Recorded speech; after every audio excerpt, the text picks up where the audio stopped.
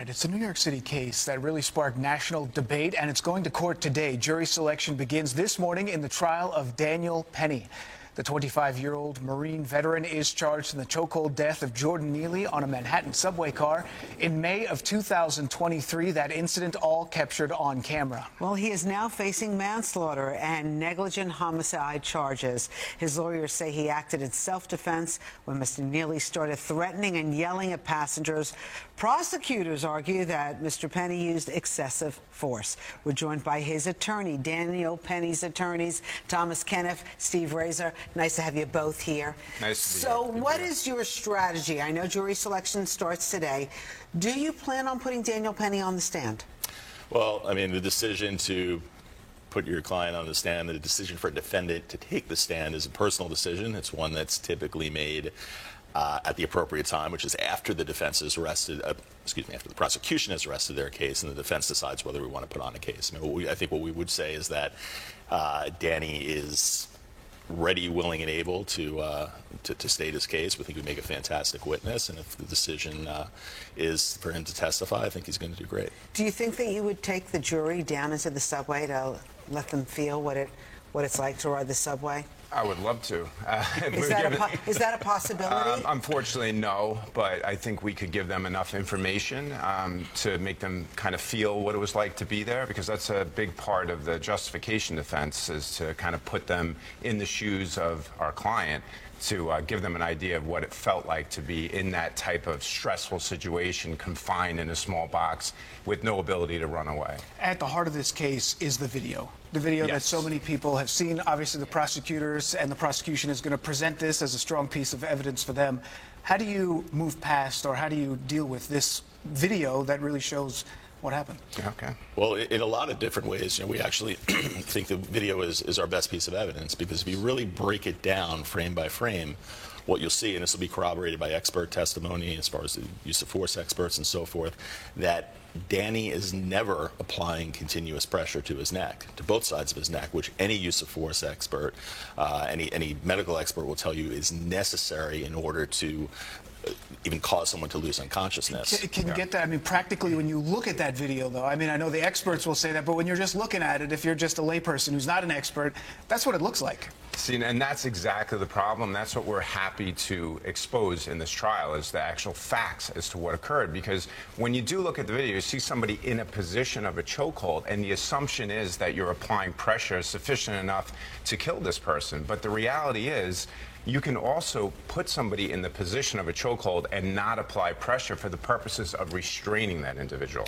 And that's exactly how the maneuver is taught, where Danny learned it in the Marine Corps many years before. It's a non-lethal restraint maneuver when you're trying to restrain someone without injuring them. And that's exactly what Danny Penny was doing here. Because remember, Jordan Neely is threatening people. He's threatening to go to prison for the rest of his life. He's threatening to take the lives of the other passengers on that train, including, by the way, who were disproportionately women and children. So there's a video that's missing, right? From this tourists, these tourists who were not here any longer. Are they cooperating, not cooperating? What do we know about them? Yeah, I mean, they're in another country, so they're not subject to subpoena power. There is another video, but we do have the entirety of this section in which he was struggling, and I don't know that the video that they have would be in addition to that, if not maybe just another angle. Those witnesses would be very helpful to Danny if they did decide to come and testify, but I don't feel that we need them.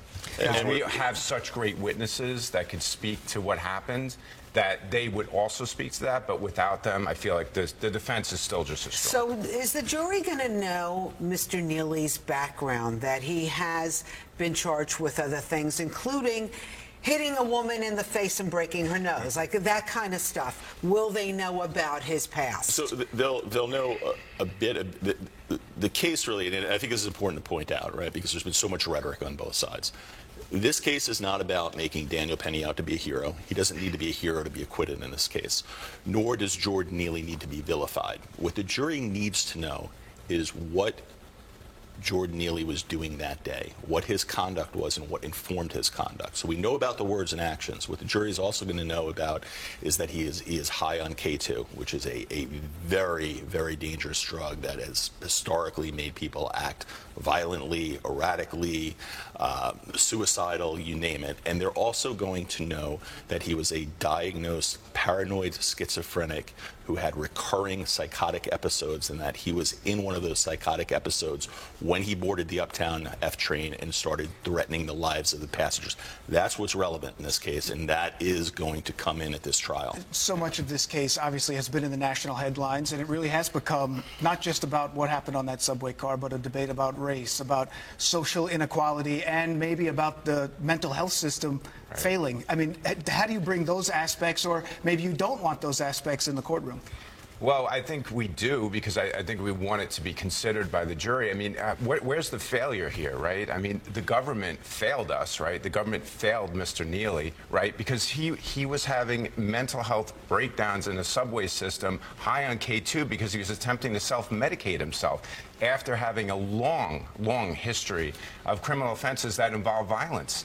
This individual needed help, and he couldn't just be let out in the subway system. And then when you have the situation that Danny was put in, where he has to intervene to keep him from hurting other people, they go after him. They need to look at themselves. And to the extent that we're able to bring that information out, we will, because our hope is that this case will help elevate this issue so that something is done about it. We don't blame the people that are stuck in the middle. All right, I know, politics aside, but Thomas, you ran against Alvin Bragg for Manhattan DA. Yeah, but I don't think anybody realized that at the time. No, Alvin Bragg's not going to be in the courtroom. One of his assistants usually, right? Typically, yeah, I've heard that for the bigger cases he shows up, but a lot of personal level, I like Alvin. He's a very likable guy. I'll put it that way. I don't agree with his policies or most of them, but if he's there, looking forward to saying hello. And for this case, I imagine as well, you present some of this evidence with Jordan Neely, but he's still a person, and I imagine not vilifying him has to be part of what you guys are looking at here. It's a huge part, because that's not our intention, and we're going to make sure that that part is very clear. You have an individual as having, he has a mental health condition.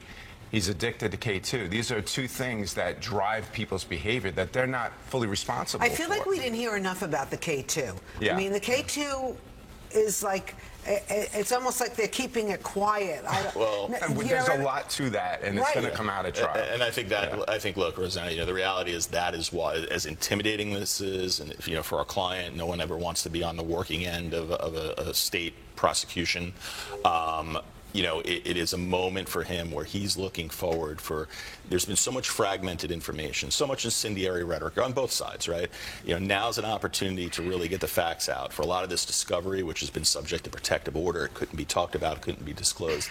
That's all going to be aired publicly now. And I know, we know, that once the public gets a 360 view of what really happened here, that they're going to agree that, again, Danny doesn't have to be a hero, but he's someone who did the right thing. He's someone who stood up for his fellow man, for his fellow New Yorkers, and was put in a very difficult situation. Either cower and do nothing when Jordan Neely is descending on a mother and her child in a baby stroller, which is part of the factual narrative of this case, or stand up and try and protect. He stood up and tried to protect.